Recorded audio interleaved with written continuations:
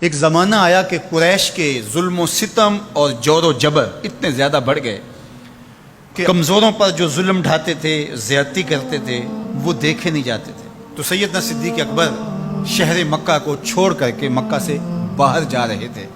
راستے میں ابن دغنہ ملا، یہ قریش کا سردار تھا، اور اس نے کہا کہ آپ کدھر جا رہے ہیں؟ تو آپ نے فرمایا کہ اس شہر میں اب رہنا نہیں ہے جہاں جور و جبر کا رواج ہو، جہاں ظلم و تعدی پھیلتا ہی چلا جائے، جہاں شر کو کوئی روکنے والا ہی نہ ہو، تو میں تو اس شہر میں نہیں رہنا چاہتا۔ تو ابن دغنہ نے آپ کو روک لیا، اس نے کہا میں آپ کو نہیں جانے دوں گا۔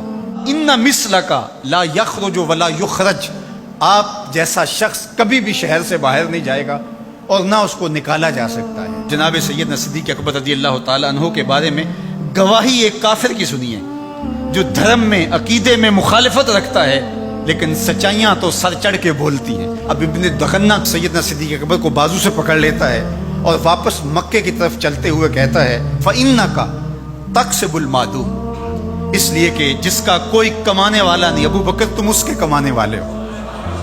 تم اگر تاجر ہو تو تمہارا مال تجارت جب بکتا ہے تو غریبوں کے چولہے جلتے ہیں، تو تم اگر چلے گئے تو غریبوں کے چولہے بجھ جائیں گے، شہر میں اندھیرا ہو جائے گا، لوگ فاقوں سے مر جائیں گے، تمہیں نہیں جانے دیں گے۔ دوسری بات وَتَصِلُ الرَّحِمَ، تم صلہ رحمی کرتے ہو، تمہارے رویوں کا جمال اور تمہارا طرز معاشرت اتنا خوبصورت ہے کہ لوگ رشتہ داروں کے ساتھ رویہ کیسے کرنا ہے تیری چوکھٹ پہ آ کے سیکھتے ہیں۔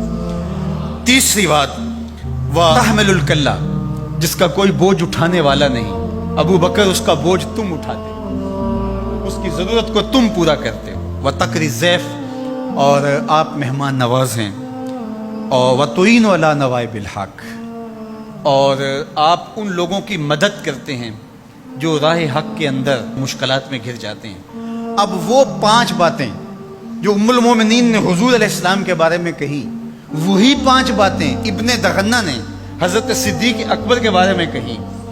تو اب یہ سمجھنے میں کوئی دیر نہیں لگتی کہ حضور نے اپنے غلاموں پہ اپنی سیرت کا رنگ چڑھا دیا تھا، اور ایسا پختہ رنگ تھا، ایسا پکا رنگ تھا جس کو کافر بھی دیکھ رہا ہے۔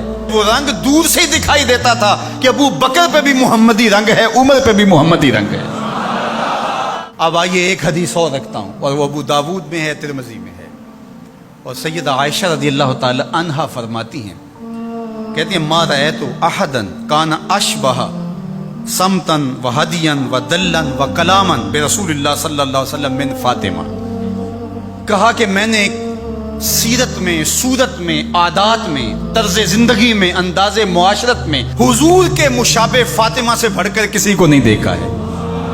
اگر حضور کی سیرت کا عکس کامل دیکھنا چاہتے ہو، اگر حضور کے جمال کا نقشہ مکمل دیکھنا چاہتے ہو، اگر محمد عربی کی تصویر دیکھنا چاہتے ہو، تو وہ فاطمہ بنت محمد ہے صلی اللہ علیہ وسلم۔ ابو بکر صدیق حضور کے رنگ میں رنگے ہوئے، سیدہ فاطمہ حضور کے رنگ میں رنگی ہوئی ہیں، اور وہ بھی حضور کی تربیت کا عکس ہیں، اور یہ بھی تربیت کا عکس ہیں۔ وہ بھی حضور کا رنگ اور یہ بھی حضور کا رنگ، اور دونوں ایک ہی سینے سے پھوٹتی ہوئی شعائیں، ایک ہی چمن کے مہکتے ہوئے 2 پھول، ایک کا نام فاطمہ ہے اور دوسرے کا نام ابو بکر ہے۔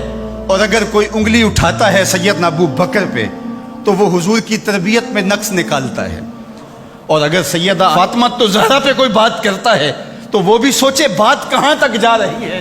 اس امت کو الجھا دیا گیا، اہل بیت اور صحابہ کو الگ الگ خانوں میں بانٹ کر کے اس انداز کے ساتھ پیش کیا گیا کہ جس طرح اہل بیت کے ماننے والے اور ہوتے ہیں اور اصحاب رسول کے ماننے والے اور ہوتے ہیں۔